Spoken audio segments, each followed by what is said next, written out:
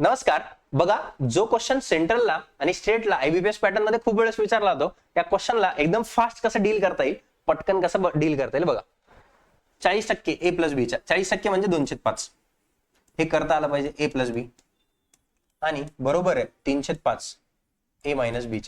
इथून आपल्याला ए प्लस बी आणि ए मायनस बी चा रेशो भेटणार. ए प्लस बी भागिले ए मायनस बी.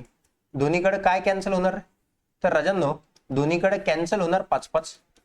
हे 5 कटलं, 3/2 हा झाला रेशो.